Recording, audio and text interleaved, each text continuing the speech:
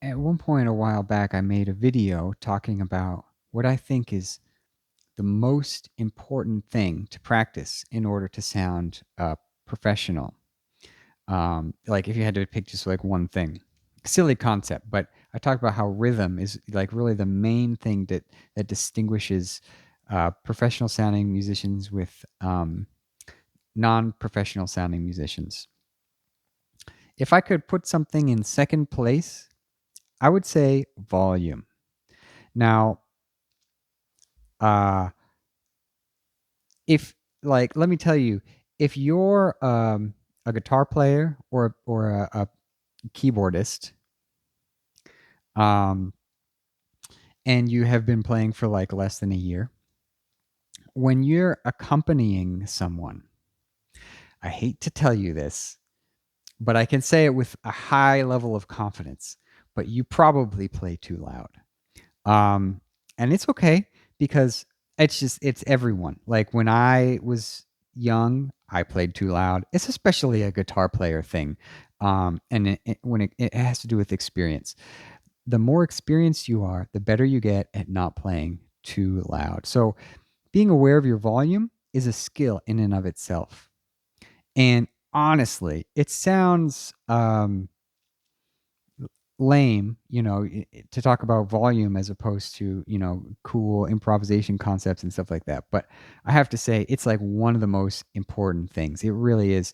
If you can play at an appropriate volume, then that is going to like put you in a position where you're so much farther ahead of all the less experienced people who are trying to get experience, trying to sound better, trying to sound professional, and maybe they're a little bit younger, maybe they haven't been playing for as long. This will set you apart from them if you learn how to play at an appropriate volume and specifically not play too loud. So, how do you practice this? You can practice at home with a recording. Um, and then also you can practice it anytime in a rehearsal. And I promise no one will get mad at you for doing this. While you're playing, think about ask yourself, could I play a little bit quieter and still hear myself? If so, try turning down a little bit more. And now ask yourself again, could I turn myself down a little bit more and still hear myself? If the answer is yes, then try turning yourself down a little bit more.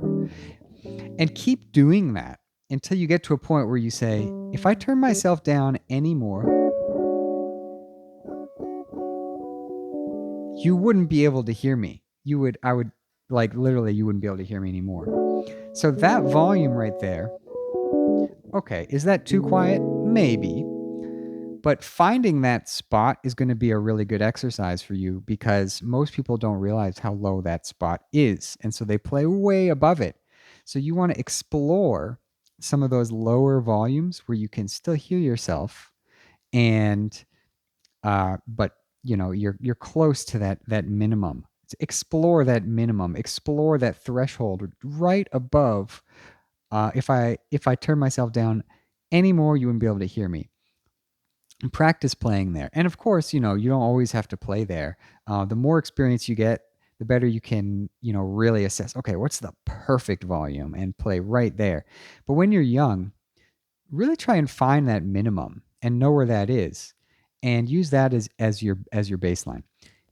If you're playing a solo, forget everything I just said. You should be loud and proud and play with confidence. Especially if someone wants you to play some blues and you're a guitar player, like they want to hear you crank it. Not too much. Like there is a limit. I've cranked it too loud before and it was a little bit uncomfortable. That's a thing. That's a thing. But in general, you want to be, if you're playing a solo, just a little bit on top of everyone else in terms of volume. And if you're accompanying, you kind of want to try and sit just a little bit below everyone else. And one thing that you'll find is that if you play at a much lower volume, you actually have a lot more freedom. So, for example, you often see like piano players and guitar players taking turns comping for the person improvising. Um, if you play much quieter, like it's not, and you're playing with the piano player, and they're also comping, and you're comping, and if you're playing at a very low volume, like it's not going to clash, and then you can really have a little bit of freedom and have some fun, and you don't just have to sit there waiting patiently for, oh, you're gonna you I can comp now, okay, like um yeah, so you'll find that playing at a much lower volume gives you more freedom. So to recap, try and practice finding the minimum volume where you can still hear yourself, and just experiment with playing at that level just so you can get familiar with what that level feels like. um, and you can practice it at home with a recording, or you can practice it with other musicians.